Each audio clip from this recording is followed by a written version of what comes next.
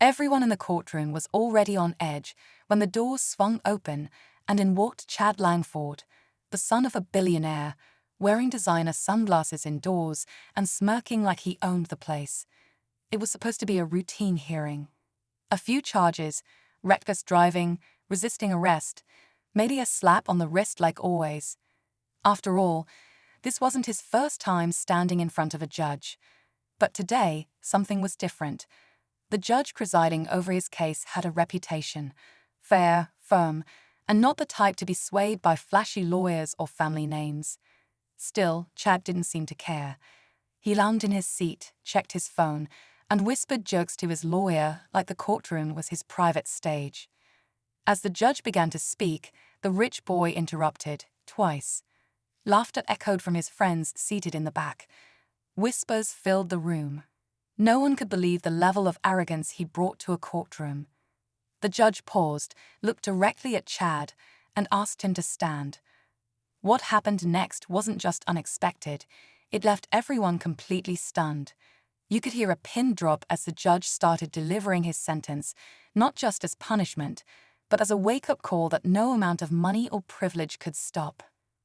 This wasn't going to be a typical courtroom outcome, and for the first time, Chad's smirk slowly began to fade. Stay tuned, because what happens next will leave you speechless. Chad Langford had grown up in a world where consequences rarely reached him. His father, Richard Langford, was a powerful investor with deep political ties and a habit of smoothing over his son's reckless mistakes.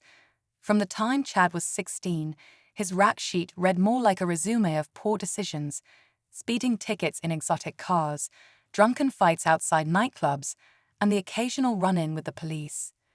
Each time, charges quietly vanished. It was a game, and Chad thought he could never lose. But this judge, Harold Branson, was known for his no-nonsense attitude. A former military man turned federal judge, he'd seen enough entitled behavior to know when someone needed a reality check. Still, even he wasn't expecting Chad to laugh during the reading of the charges or call the courtroom a waste of his time.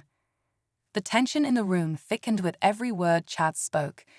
You could see the bailiff shift uncomfortably and the prosecutor clench her jaw. Even Chad's own lawyer looked nervous, whispering for him to be quiet, but the rich boy didn't listen. What made this case different wasn't just Chad's arrogance, it was what happened the night of his latest arrest. Rumors swirled that he hadn't just been speeding.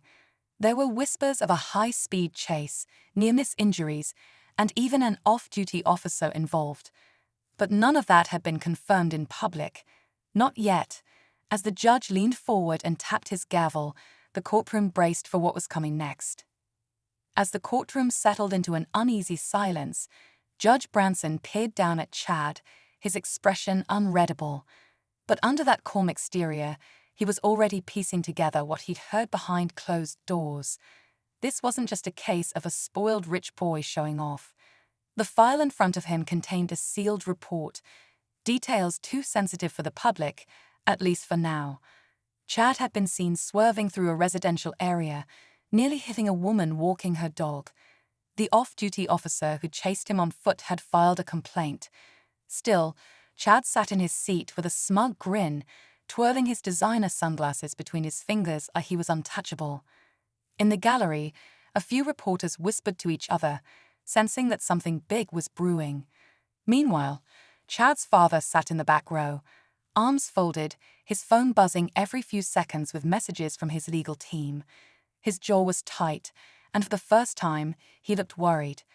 Not because of the sentence, but because of what his case could do to his public image. The Langford name had protected them for years, but things felt different now. Even the prosecutor, Maya Reed, seemed unusually focused. She had been building a reputation for taking on high-profile defendants and winning. This case could be her career maker or breaker. She knew the public was watching closely, waiting to see if the justice system would finally hold someone accountable, regardless of wealth or status. And Chad still didn't see it coming. Chad leaned back in his chair, tossing a smirk toward the courtroom spectators like he was posing for a photo op. He clearly thought the hearing was just a formality, that his last name and his father's influence would clean up whatever mess he made. But Judge Branson wasn't reacting. He simply adjusted his glasses and flipped through the file again, this time slower, almost deliberately, letting the silence stretch in the room. Maya, the prosecutor, watched him closely. She had one more piece of evidence to present, and she wasn't sure how it would land. It was surveillance footage from a nearby house, footage that had never been made public. It captured not only Chad's reckless driving, but also his reaction afterward, laughing while his friend filmed the near accident like it was a prank video. She had debated whether to show it, but something told her the judge needed to see the full picture. Chad's lawyer shifted nervously. He leaned over to whisper something in Chad's ear, but Chad waved him off, too confident, too sure he had nothing to worry about. Meanwhile, murmurs from the gallery grew louder. Some people recognized the case, others were just stunned by the way Chad carried himself. The courtroom tension tightened like a rope, everyone waiting to see what Judge Branson would do. Outside, reporters began gathering near the courthouse steps, sensing this wasn't just another trial. This was shaping into a story no one would forget, and it hadn't even hit the peak yet.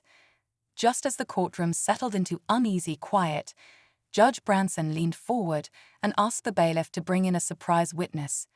Chad's smirk faltered for the first time. His lawyer glanced toward the back door, confused. The side door creaked open, and in walked a young man, limping slightly, with a bandage still on his arm. The room stirred.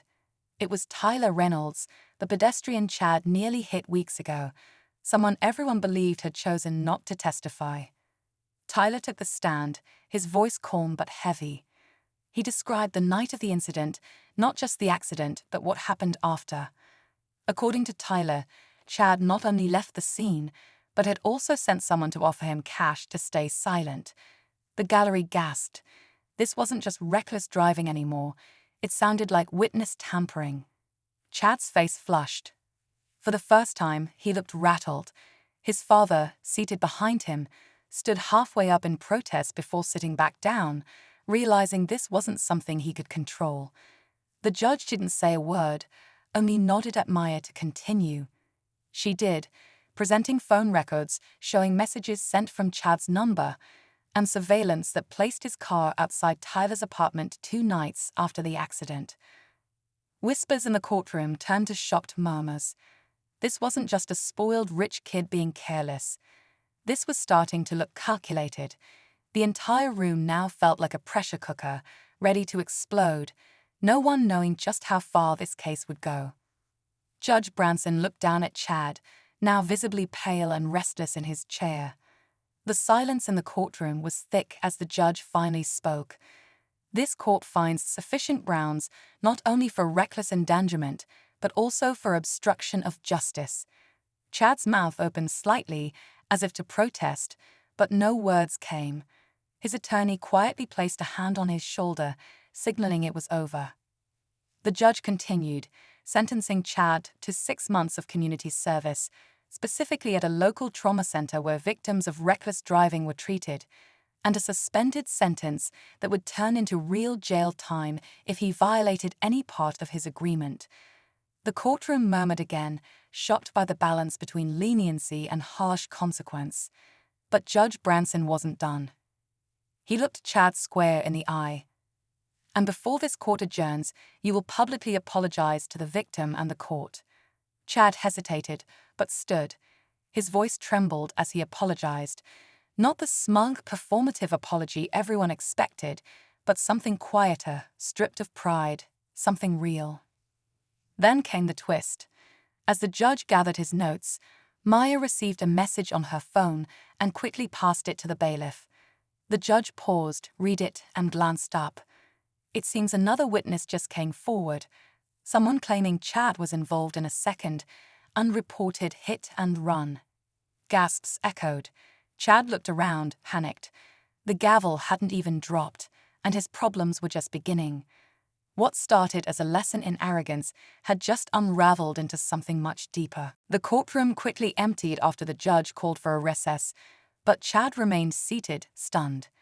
His father, who had kept quiet throughout the trial, leaned in and whispered something stern before walking out, leaving Chad alone with his thoughts. The new hit-and-run witness had agreed to speak to the police that afternoon, and suddenly, Chad's privileged world felt like it was closing in around him. The cameras outside the courthouse were waiting, but this time, no one was cheering him on. Later that week, news broke that the second incident had been confirmed by video surveillance from a convenience store. Charges were pending, and Chad's court-mandated volunteer work had already begun. For the first time in his life, he found himself wiping down wheelchairs, changing sheets, and hearing real stories of pain and recovery. The arrogance that once shielded him started to crack. He didn't say much, but something about the way he listened, really listened, to patients showed a quiet shift. Meanwhile, Judge Branson's sentence gained public support.